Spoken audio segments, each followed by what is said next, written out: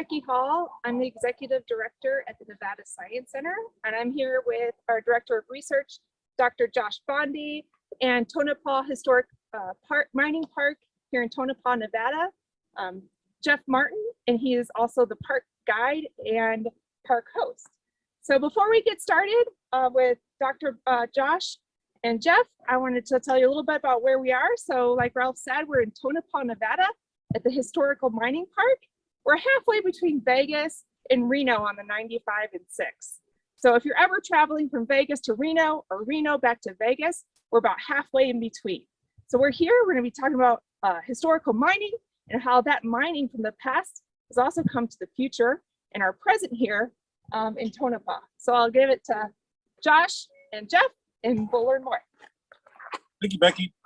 Hi, everybody, depending on wherever you're at in the world. So for those of you who are not from the United States, we are here in the state of Nevada. So we're about one state to the east of California. Like Becky mentioned, we're about halfway between Las Vegas and Reno on the western, or kind of west central part of the state. We are on historical lands that were traditionally the homes of the Northern Paiute, Southern Paiute, the Numu, and the Nubu, as well as my tribe, the Western Shoshone or the Niwa. So we're here with Jeff.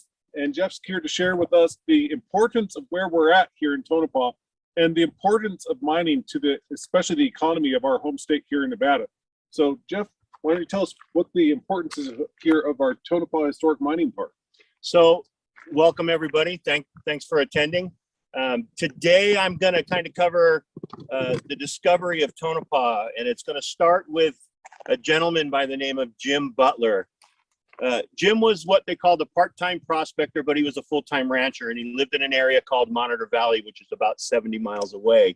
In May of 1900, he decided he was going to go prospecting at a place called South Klondike, which is about 10 miles south of where Tonopah sits today. On his way there, he stopped at the springs of Tonopah, which were close by, and during the night, his burros wandered off. And in the morning, he tracked them right up into this area where we're at. Where the story goes, he picked up a rock to throw at one of them, and he found that the rock was unusually heavy. Now, a lot of people don't believe that story, but I tend to think that there's a lot of truth to it. When you look at this whole downslope of the mountain through this whole area right here, there were 8 to 10 of these very large outcropping quartz veins, and falling off the top and laying everywhere on the ground is what they would call high-grade float, silver carrying gold. Jim came up and he gathered up samples and he took them to Klondike, where he gave them to the assayer there, who took one look at it and said, "Jim, this is all garbage. I wouldn't give you $1 for 10,000 tons of it." Now, we don't know if he was trying to pull one over on Jim or if he just didn't know. I'll give him the benefit of the doubt that he just didn't know. But Jim knew that there was mineralization going on in these veins. So Jim came back through and he gathered up about 80 pounds of it. He packed them back out to Belmont, where he gave them to an associate of his named Tasker Oddie. And Tasker sent them out and had them professionally assayed for a share of the claims if it turned out to be anything. And the richest sample of the 8 turned out to be, they said, several $100s worth of gold and over 1,000 ounces of silver, which is spectacular. Tasker sent an Indian runner to Jim's ranch in Monitor Valley, but Jim was haying at the time and he didn't want to be bothered. So it took his wife, Belle, several months to convince him. And when she finally convinced him to come out here, they came back a couple months later and started to locate their claims right on the downslope of this mountain here. While they were out here locating their claims, Jim had his wife, Belle, locate her own. And she located and named what she called the Mizpah. And the Mizpah vein turned out to be the richest and most productive vein in the entire area here. So whenever people come up onto our property to visit or tour it, they always want to know, what did they see? How did they know there was anything here? So that's where we're going to start. We're going to start with an area right here that is heavy in mineralization. You can see this rock right here. This rock is a volcanic tuff, but running through it are these quartz veins. And when you look close at the quartz veins, you can see the darkness in it. And that's just that heavy mineralization. And from time to time, pieces fall off the vein, and we come out here and pick them up so people don't walk off with them. But if you look really close at it, you can see this beautiful piece of quartz. You can see the colors in it, and that was always a good indication. You can see these black lines that run through the quartz. and that's the silver. And if you hold it just right in the sun, you can actually see some of the gold in it too. So Jim, You have another piece there that has the. oh yeah, so I do have another piece that's even richer than that one, and that's this piece here. And we actually have lab work done on this. And if you had 1 ton of this rock right here, you would have 5.3 ounces of gold and 1,152 ounces of silver per ton. And this is very similar to the original rock that Jim Butler had found. So the Butlers staked out their claims on the property here. And with the word of the discovery, of course, you have a lot of people now coming in and looking for their own. But the Butlers told them, look, we've already located these claims. So we already have an idea of what the value of it is and where it's at.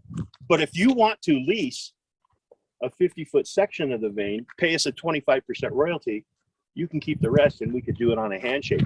And that's what was done. So the first men in that were working on the mines here or working on these veins were known as the leasers. They would have lived right on the mountainside right here in their tents, and they would have just started attacking these large veins. And what we can do is we can take a walk down over to where the large vein is at and get a look at that. So Let's check it out. okay. So a couple of terms though that we've used.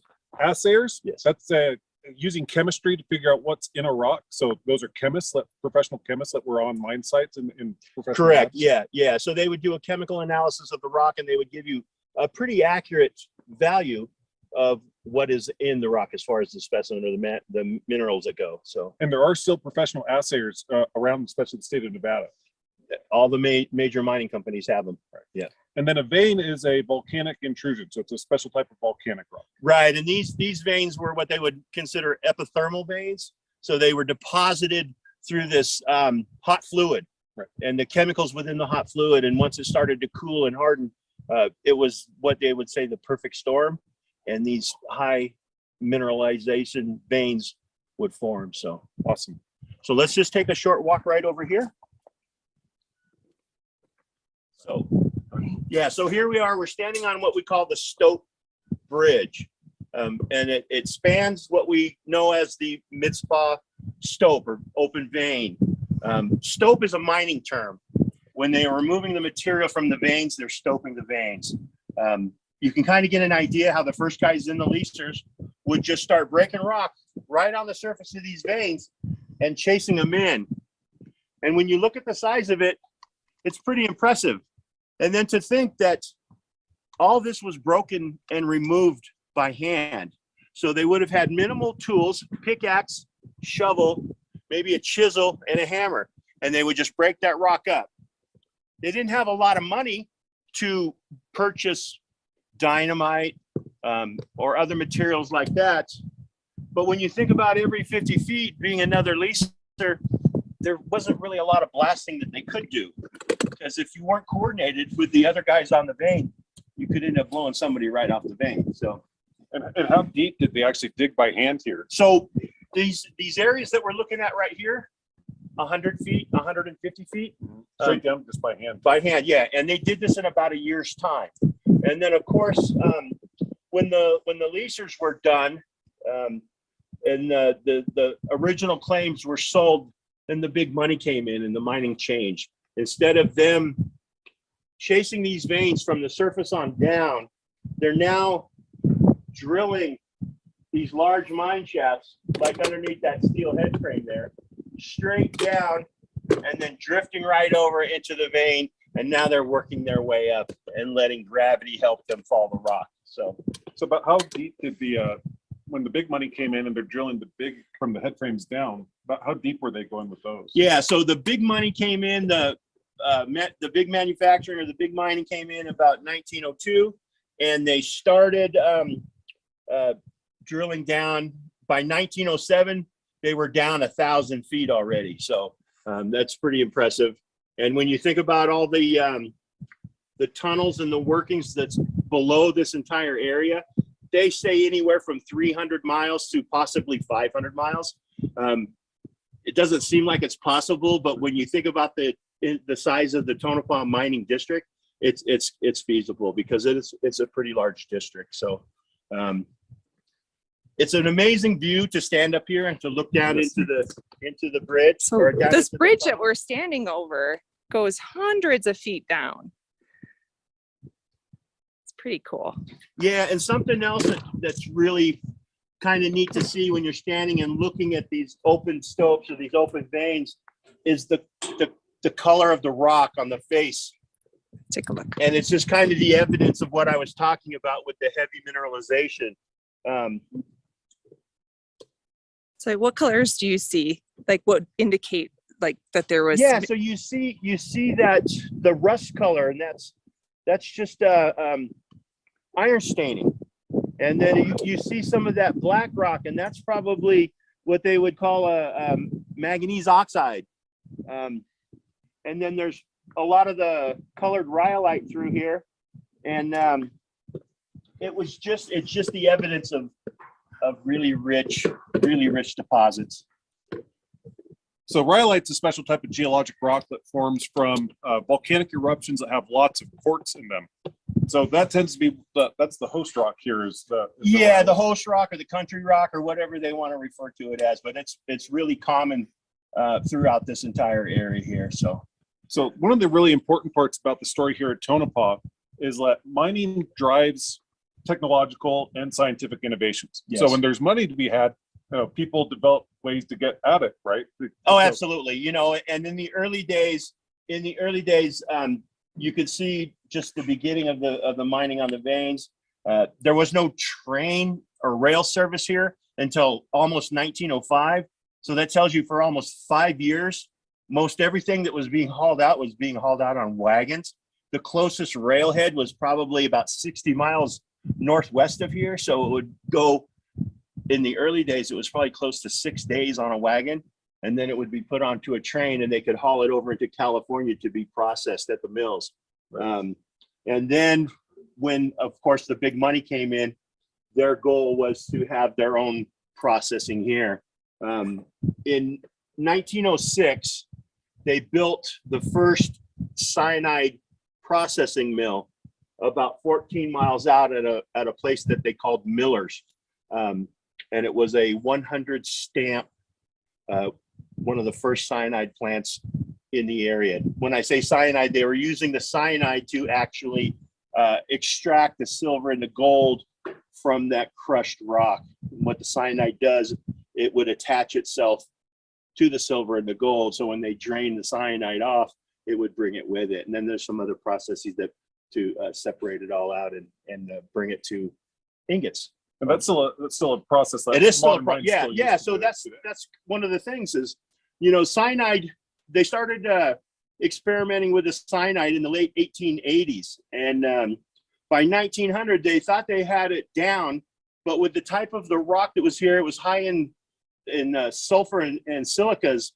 It made a really good processing agent, and they went from the old amalgamation 52% return to in the low 90s using the cyanide. So it made sense to use that, and people go, oh, cyanide. Well, it was at a low percentage, it's all dangerous, but they knew what they were doing. So, right. Yeah. What's really interesting is that mining has had a number of these big chemistry breakthroughs, like especially metallurgy, which is the study of how metals behave. Yes. As well as engineering. So a lot of these big engineering feats that were done here in Tonopah have actually been developed and are still used in modern mining today. Correct.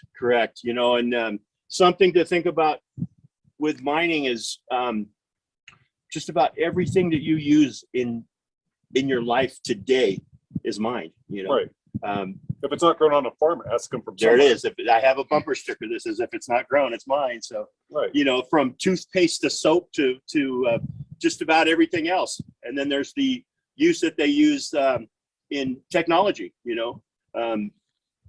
circuit boards, gold and silver, these electric vehicles that they're making. There's going to be all kinds of need for a lot of that mineral. So, and just like in the early 1900s, where mining was a major economic driving force for the state of Nevada, for anywhere outside of the Las Vegas area, mining is still a predominant industry across our state. It employs a lot of people. Tens of thousands of people are dependent in the state of Nevada on their jobs from the mine, still on the mining industry. Right. You know, you think of the large mines that are close by to Tonopah. 50 miles out is Round Mountain Gold. It is one of the larger open pit gold mines.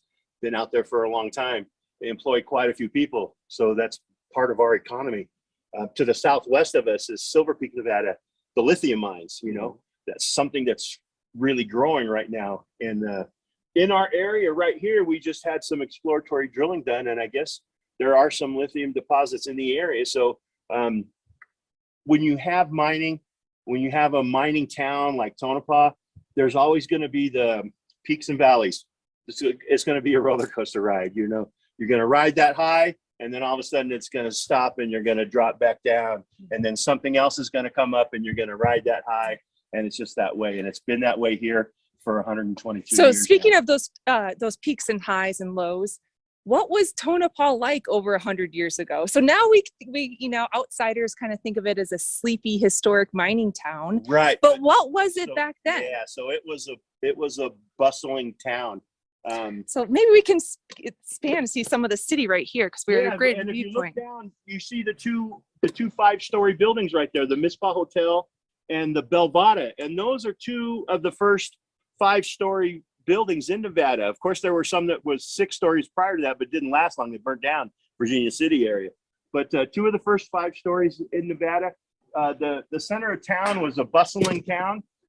Tonopah's population in the early days, in excess of 10,000 people. 26 miles south of Tonopah was Goldfield, discovered 2 years after. And Tonopah and Goldfield actually became kind of a competition to become San Francisco of the Nevada deserts. High society. And they were here, and opera houses and theaters. And you just wouldn't think of it, but it was an amazing place to be. You know, Robert McCracken wrote a book about Tonopah, and the title of the book was The Greatest, the Richest, and the Best Mining Camp in the World. And from what I've read and some of the photos that I see, I'd have to agree that it was an amazing place to be, you know.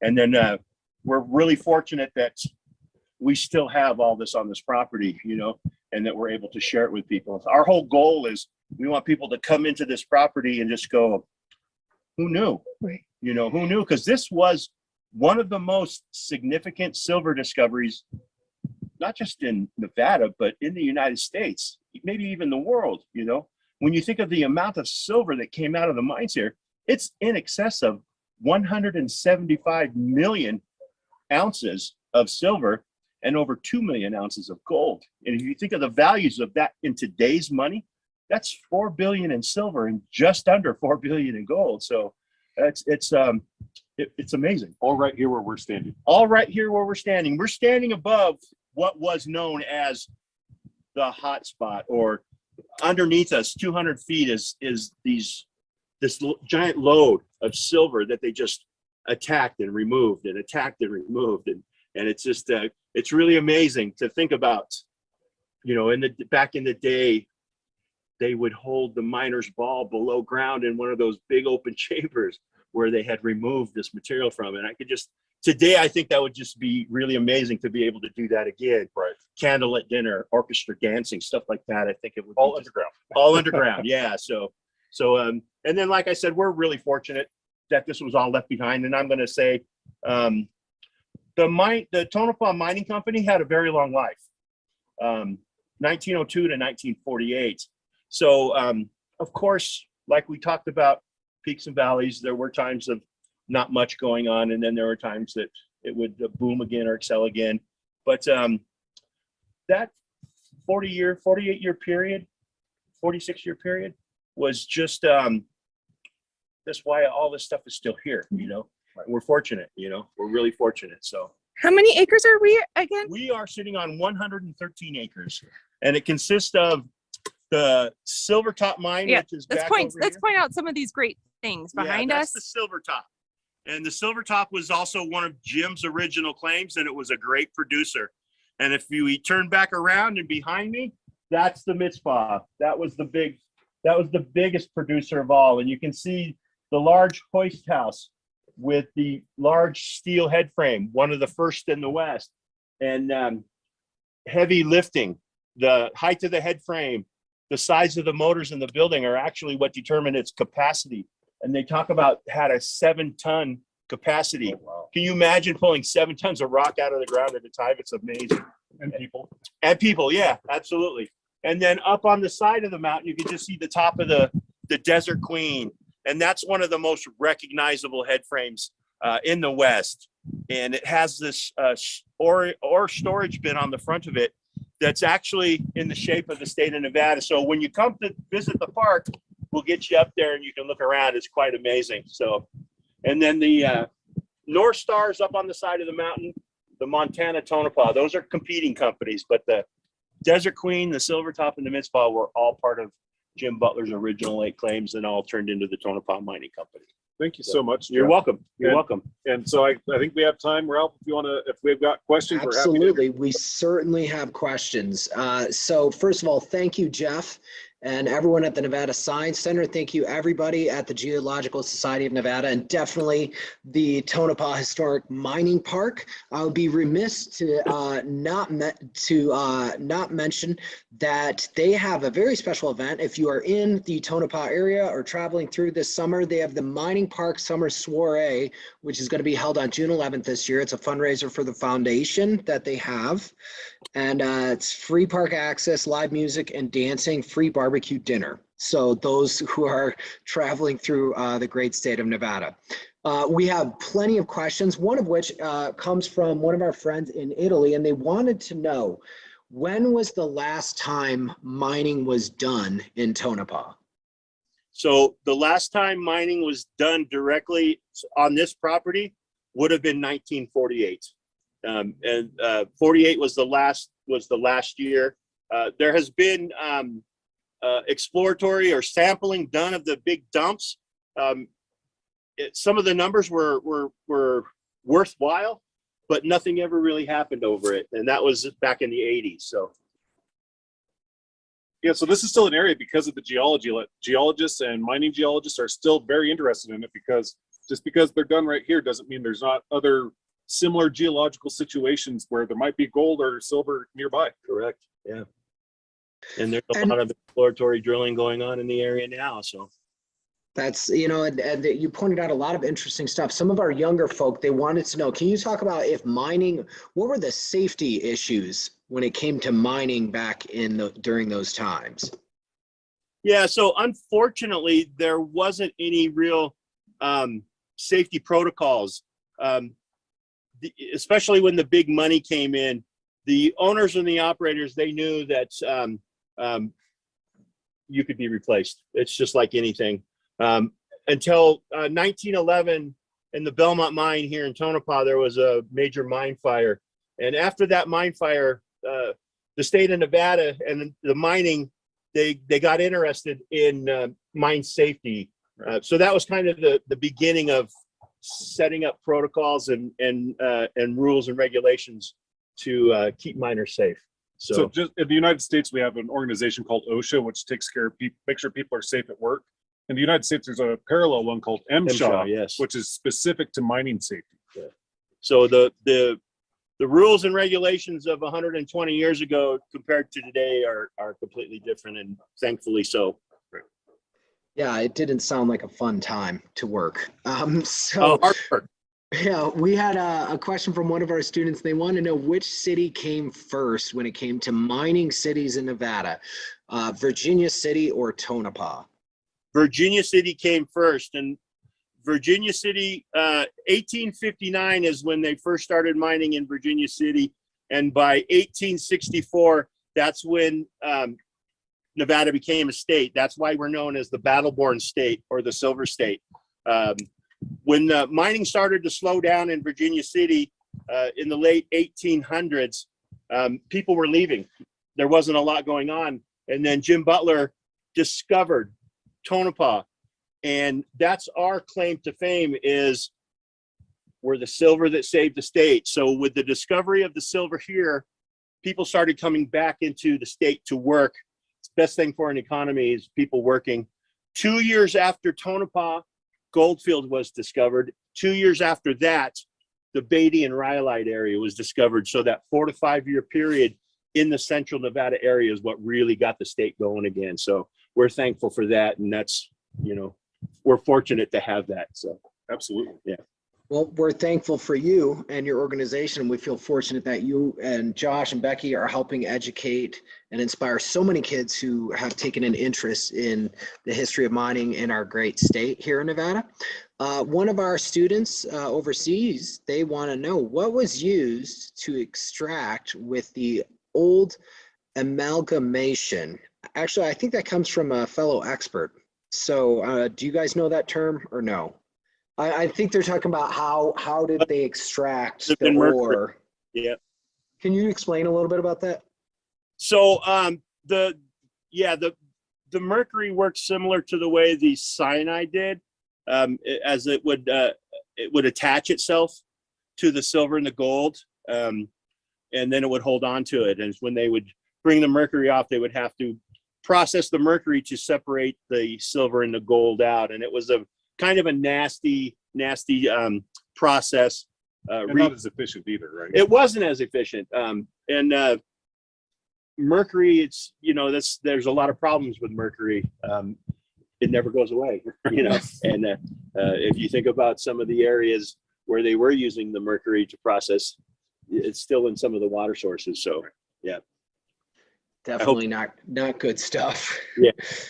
But and that's actually kind of ties into what we have a question from Reno, Nevada, and it's Wooster High School. And she wanted to know if you could touch on that, like the long-term effects. Is there anything else outside of the mercury usage that have long-term effects on the environment that we're kind of dealing with now?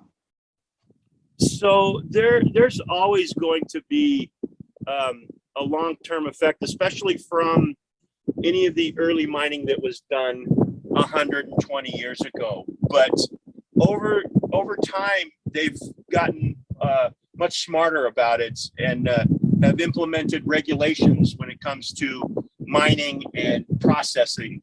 And it's so regulated right now. And I'm going to say it's pretty safe to do this, to do the mining, because we need it. We need it. So where there's a will, there's always a way, and there's always a safe way. You know, in the early days, there wasn't this. They just did it. It was just done. You know, there wasn't much thought about it, but things have changed since then, and we're pretty fortunate for that. The state's pretty fortunate for that. So. You can't even open a mine right now unless you have a plan for after the mine for how your environment will take care of the effects of it. Yeah, and that's great that we have a lot of wonderful society organizations and societies, like we have Geological Society of Nevada and various entities and a lot of mining companies within the state of Nevada that think about 10 steps ahead about how to keep our environment safe. So the final question, the kids wanted to know where can they learn more about if they wanted to go into being professionally work in mines when they grow up. What would you guys recommend? Yeah, so what I would recommend, depending on where you live, the location that you live in, do a little bit of research on what might be in the area. And for people or kids that live in Nevada, your whole state is a classroom. Just go outside and start looking at the different mountains and the different colors that you see in the mountains, and then start researching, and you'll learn be in there and how to look for it. So, and one of the really important parts about mining and why it's such a driving force in the economy of especially the northern part of Nevada is that you can work in the mines as a diesel operator, a diesel mechanic, an engineer, scientists, so chemists, physicists, geologists, all work in the mining industry. So anywhere from being an equipment operator to going and separating the gold and cyanide in a lab, it covers almost every single discipline that you can think of. So if you want to work in a mine, like Jeff said, research what's around you. If you're in Nevada, get out in the hills, whack some rocks with your hammer. Yeah, break rocks. And get outdoors. I think that's one of the funnest parts about being a geologist in my career. Right, is like right. You get to be outside of places like this. Plus you can make a good day's wage. Absolutely. You get paid pretty well to do mining. So That's wonderful. So we hear that it's getting windy there. We'll kind of wrap it up, but before we go, we'll mention again, if you are traveling through or if you are a school near the Tonopah area, definitely check out their wonderful Tonopah Historic Mining Park. And they usually charge either nothing or $1 per child. If you're coming through, definitely check that out. Definitely check out the Nevada Science Center's website at nevadasciencecenter.org for future events. There's a lot of Fossil Friday chats and a lot of more virtual field trips on the horizon. So before we let you go, guys, I'm gonna go ahead and unmute everybody so we can all say thank you. Josh, is there anything you'd like to add before we go? Just thank you to the Geological Society of Nevada for helping get us out here today and for sponsoring this virtual field trip. Absolutely. And thank you, Jeff. Thank you, Josh. Thank you, Ralph, Becky. Yeah. Ralph, yeah, no problem. I think let's have Jeff tell us a little bit more about the tours that they offer here. Please. Yeah. We offer, of course, group tours. Any school that wants to come up and do a field trip, an actual field trip, we're more than welcome to bring them on and show them around on the property. But what we're known for is our Polaris tours, our side-by-side tours, and we can take up to 5 people at a time, and they range from $12 to $35. So talk to your parents, convince them to come. And that's up all weathers, either hot summers or Yes, cold we winters. We have open and enclosed Polarises. We could do a Polaris tour in a blizzard if you wanted to. So give us a call and we can schedule it at any time. So it's kind of the way to see the property, and it's a great time, a lot of fun.